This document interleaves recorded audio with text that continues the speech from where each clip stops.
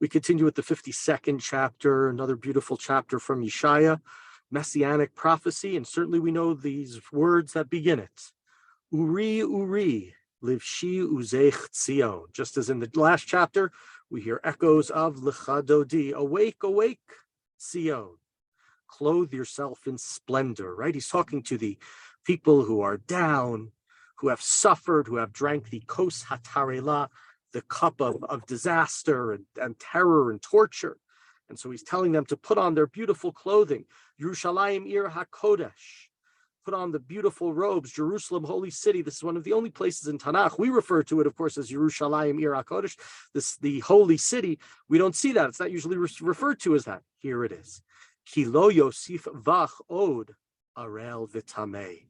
Because the uncircumcised and the impure shall never enter you again. And what this means by the uncircumcised and the impure is not that somebody who's uncircumcised or somebody who's impure cannot come into Yerushalayim. There are laws about places to go with the Mikdash. What it means here is it's referring to the enemies. The word Gentile is not the right word. Enemies of Israel. And think back all the way to the book of Shmuel, and even the book of Shoftim, where the insulting term of David and others to the Philistines is ha'arelim ha'ela, those uncircumcised, right? They don't have a bris milah, they're uncircumcised, and that sort of to them demonstrate the value. So it's not referring here to a regular person who's uncircumcised or somebody who is ritually impure. It's referencing to the enemy, sort of the word that I would use. It seems to be referencing sort of the idea of the barbarians. Continuing in verse 2, Pasuk Bet, Hit na'ari me'afar kumi. You know that one also, right? Shvi Yerushalayim. Hit pachti mosreit savarech shviya bat Zion. Arise, shake off the dust, sit on your throne, loosen the bonds from your neck. You captive one, fair Zion. We've had a number of times where we talked about captivity, Jerusalem in captivity, or the Bnei Yisrael in captivity. We had a couple of chapters ago, Uftuye Hashem Yeshuvun, that God will return the captives. God said, you were sold for no price and shall be redeemed without money. Right? You were sold because of evil, because of mistakes. You weren't sold because of I gained from it. I didn't get anything from it, God says. And through redemption, you're not going to have to pay in order to get back. You're not going to have to buy the land back. Now we have a little history, because originally my people went down to Egypt just to live there for a little bit. Right? So Yaakov, we know this from the Haggadah. Yaakov didn't go down there to live, just to sojourn, just to be down there for a little bit. And then Assyria has robbed them. The exile of the 10 tribes, Assyria, which destroyed everything but Jerusalem during the days of Chizkiyahu. Right? So, and they were given nothing. So what gain? What do I get out of this? That my people have been taken for no reason, for free, carried off for nothing. Moshlav yehe lilu nu'um Adonai v'tamid kol hayom shmi mino eitz.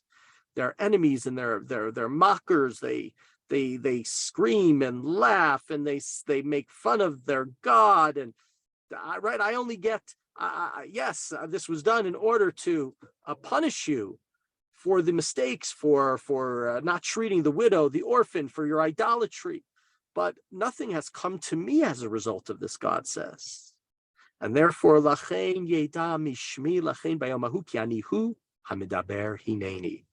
So certainly my people will know my name, that on that day, I will say hineni. And of course, hineni, we think back to Avraham, to Moshe, even Adam Arisha. Hineni, here I am, ready to go and ready to do your bidding, God. And here, beautifully, God is saying, I am ready to do your bidding, Bnei Yisrael. I'm ready to bring you back. We're up to verse 7. Pasuk Zayin, Mana avu al heharim raglei mivaser mashmiya shalom mivaser tov mashmiya Yeshua omer litzion malach Elohayich. How beautiful and how welcoming are the mountains, and this is, of course, the Harei Yehuda, as they herald the announcement, the happiness of victory, of salvation. And they say to Zion, your God reigns, your God either being Kadosh Baruch Hu, the Eibishter, or you're right, and that means it with the king. It means it with because the word in Hebrew is malach, right? The king is now in charge once again, representing God, the king of Bnei Israel. Kol tzofayich nasu kol yachdav yiranenu, ki ayin ba'ayin yiru b'shuv Adonai Tzion. Look out, the tzofayich, the watchman. He looks out and he raises their voices, and everybody shouts together joyously and happily, because ayin ba'ayin, every eye will see when God returns to Zion. And this is interesting to think about within the context of Moshe says, "Can I see you, God?" And God says, "Lo yeruni adam v'cha." You will not see me. You can't see me. That's not what you can do. And here in the future redemption, everybody's going to see Zion's return. Hitzchu rananu yachtav charvot Yerushalayim ki nicham Adonai amo ba'al Yerushalayim. So shout out together, the remnants of Jerusalem, for God will comfort his people and God will redeem Jerusalem.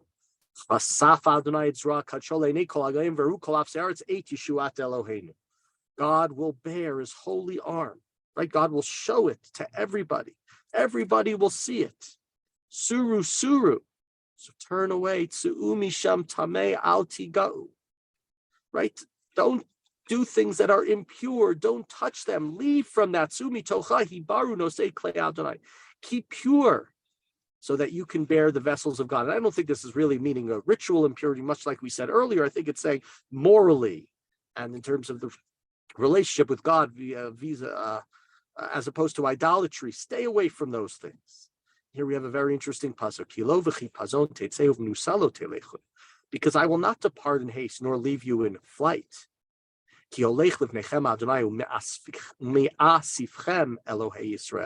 Because God is marching before you, God will gather you. God is in your rear guard.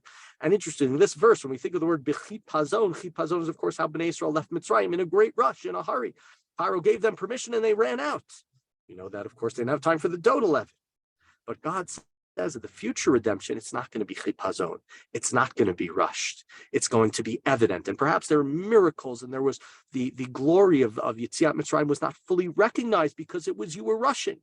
Think about it, when you're doing something and you're rushing, you don't appreciate it fully. The future redemption, God says here, Yeshayah conveys to Bnei Yisrael, is not going to be b'chipazon. It's not going to be rushed. It's going to be at a beautiful pace where everybody will be able to realize it and recognize it. And that journey towards Jerusalem is not going to be like the running out of Egypt. Hinei yaskil avdi, yarum v'nisav v'gaba ma'od. My servant will prosper. He will be raised to great heights. Kasher shamu alecha rabim, kain mishchat me ishmar ehu v'toaro mi bnei adam. Just as many were appalled by him, when they saw how he was desolate and empty, and how he didn't, right? The Bnei Israel were dejected, and they were punished, and they looked like they looked dead. Just